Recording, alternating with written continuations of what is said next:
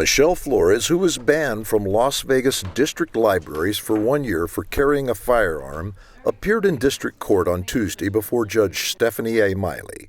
Flores is asking for removal of the ban. Their contention is that it wasn't the fact that she had a gun that caused her to be 86 from the library. It was the fact of her engaging in disruptive behavior at the library, which is what caused them to revoke her library privileges.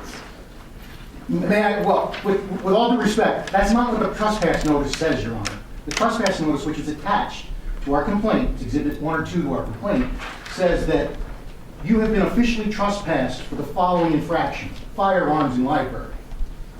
It does not say disruptive behavior. It does not say disorderly conduct. It does not say engaging in political speech to try and educate the library staff as to her constitutional rights. It says firearms in the library. She was there for an hour.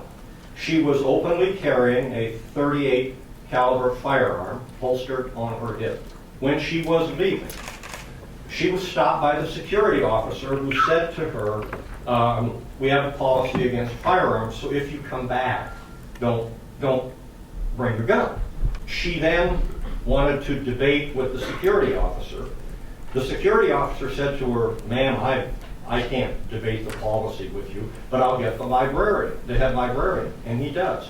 The plaintiff and her 3 children sit down in the doorway.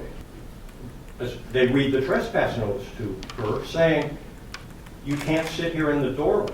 So she, under the policy of the library, had her library privileges suspended for 12 months. She lost her privileges because she and her 3 children sat in the doorway of the library for an hour. The library district's own paper says firearms in the library, that she can't be banned for disorderly conduct. If they're saying she was banned for disorderly conduct, that's a due process violation, because then she had no notice of what she was banned for. That makes sense? That she had no notice of why she was banned. The only notice she has of why she was banned is what is written on this page, Your Honor.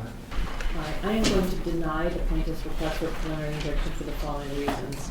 Taking into consideration all the factors the court must consider in issuing a preliminary injunction, I just don't feel that the plaintiff has met those criteria. As far as likelihood of success on the merits, the court finds that the plaintiff, at least at this stage of the game and with the evidence presented, has not made a strong showing of likelihood of success on the merits. After the hearing, attorneys in the case spoke with the media. It's not a weapons carrying case. It's a disruptive behavior case. We're disappointed. We would have thought that the judge would have upheld the law. The language is very clear. Any rule to the contrary is null and void. It's good to know that some of our elected officials are weighing in on this and agree with us. So hopefully we potentially could get some clarification in the next legislative session. But in the meantime, it looks like we're going to have the Supreme Court weigh in on this.